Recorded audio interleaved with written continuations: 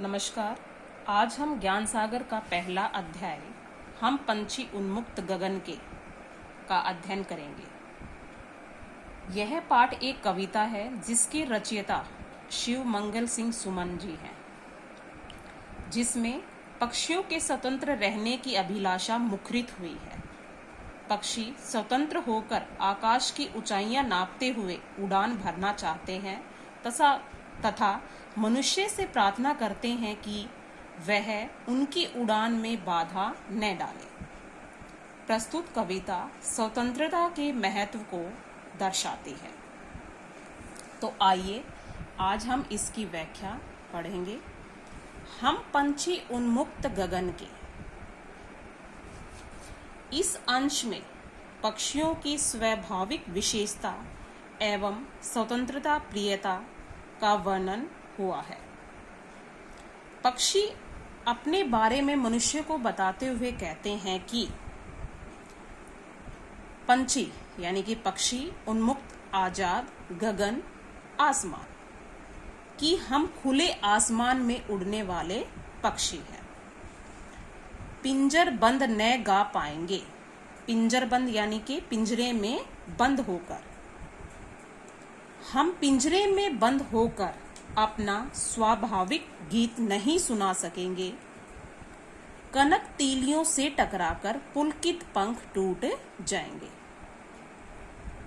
पक्षी मनुष्य से कहता है कि यदि उन्हें कनक तीलियों यानी कि सोने के पिंजरे में, सोने की सलाखों में, सोने के पिंजरे में उनको रखा जाएगा तो उनसे टकराकर उनके पुलकित यानी कि हर्ष से युक्त या रोमांचित पंख उनसे टकराकर टूट जाएंगे।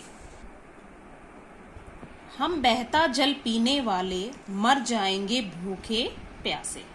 पक्षी कहते हैं कि वे प्राकृतिक जल स्रोतों का यानी कि नदियों, तालाबों का पानी पीने वाले हैं, मर जाएंगे भूखे प्यासे।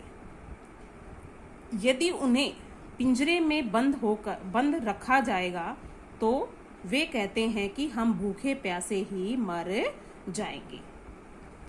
कहीं भली है कटुक निमोरी कनक तीर कटोरी की मैदा से।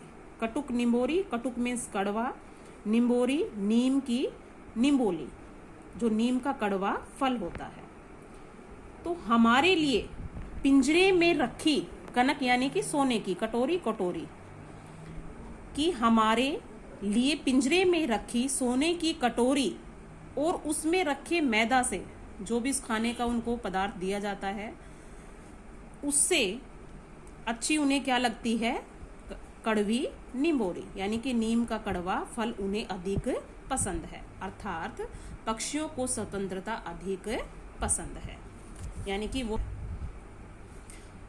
स्वर्ण श्रृंखला के बंधन में अपनी गति उड़ान सब भूले। पिंजरे में बंद पक्षी अपनी व्यथा, अपना दुख बताते हुए कहते हैं कि सोने के, स्वर्ण में सोना, श्रृंखला में पिंजरा, कि सोने से बने पिंजरे के बंधन में यानी कि में कैद होकर, यानी कि उसमें वो कैद होकर अपनी स्वाभाविक उड़ान और उड़ने की गति सब कुछ भूल चुके हैं। बस सपनों में देख रहे हैं तरु की फुनगी पर के झूले।